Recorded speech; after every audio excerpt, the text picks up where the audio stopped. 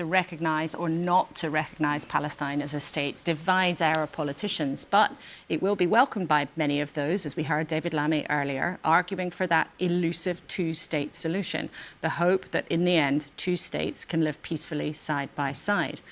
At the moment, the Palestinian political leadership is divided between the Palestinian Authority that runs the West Bank, and then, though the Israeli government, as we've heard, has been expanding settlements, and some ministers even calling for annexation, and then its militant Hamas opponents who ran the Gaza Strip until Israel's invasion. So it is a complicated position, but I'm pleased to say Husam Zomlot, who represents the Palestinian Authority here in the UK, is with us live this morning. Welcome to you. If the UK announces recognition of Palestine later today, which everybody expects, what would that mean for the people you represent? It would mean a lot, but what would it mean to the people of Britain? And Britain, that's the most important question, because this is more about Britain than it is about Palestine. Palestine existed long before the Balfour Declaration. Palestine existed long before Israel. Palestine is the cradle of civilization, the birthplace of Christianity. So we existed.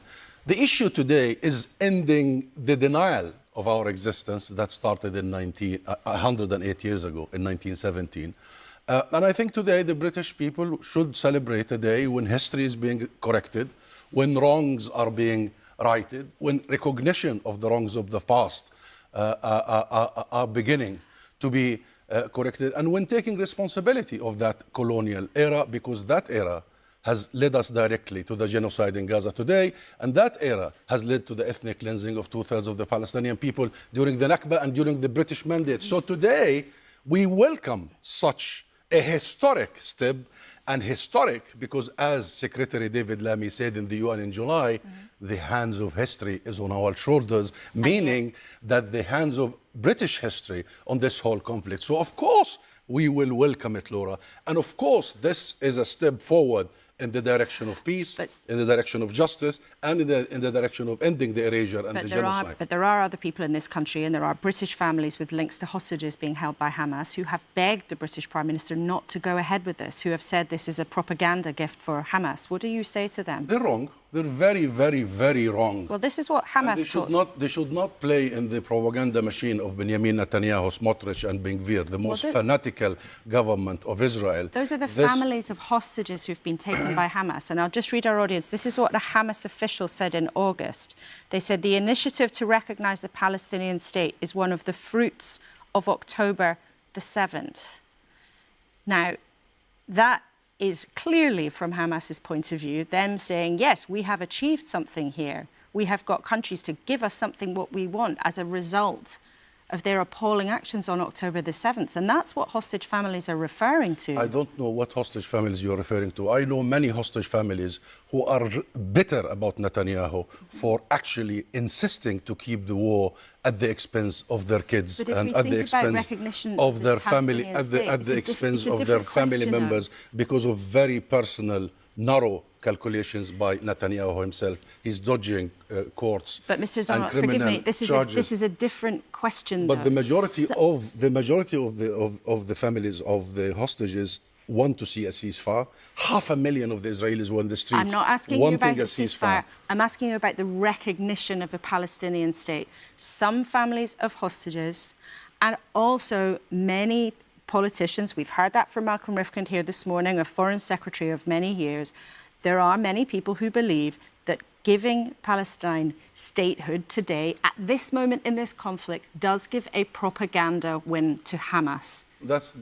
No. What they're saying is propaganda. What does 7th of October Hamas has to do with the Palestinian right to self-determination? May I ask you, Laura?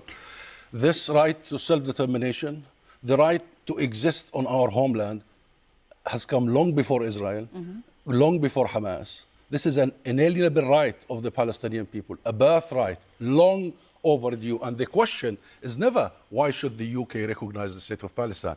The question is, why didn't the UK recognize the State of Palestine all this long? Why it persisted to deny the Palestinians inalienable right to self-determination? And I quote Sir Keir Starmer here, the Prime Minister, recognition is not a gift, it's not a favor, it's an inalienable right, it's not a reward, it's not a punishment.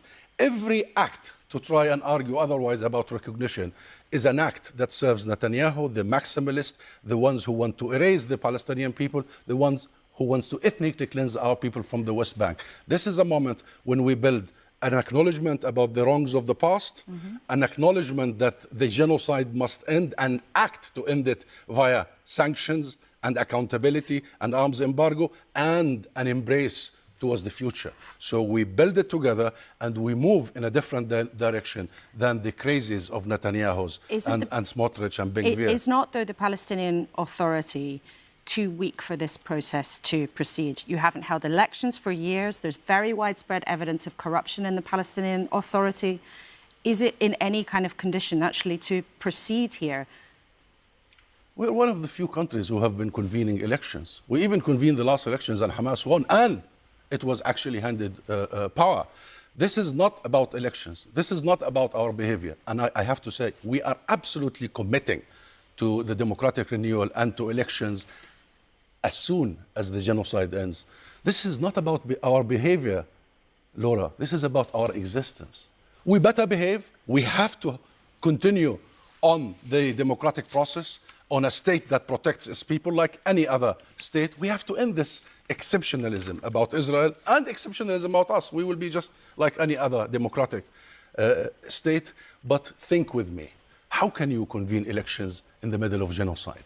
How can you convene elections while settler terrorism and settler terrorists are rampaging in the West Bank? How can you convene elections when you have now 1,200 roadblocks, checkpoints, making the West Bank cities more of ghettos rather than cities, completely in cycle? How can you convene elections when Israel refuses your people in Jerusalem, 350,000, to take part in that democratic process? Okay. So democratic process under military occupation is not perfect. Okay. We need to focus on the root cause, on ending the occupation, on establishing a sovereign state of Palestine. And that's why recognition is foundational step towards that. And anybody who argues against that is somebody who wants to see us moving backward rather than forward. Okay. Mr. Zomlot, thank you very much indeed for coming in. It's been great to have you with us in the studio on a major day for what happens next in the Middle East. Thank you very much indeed.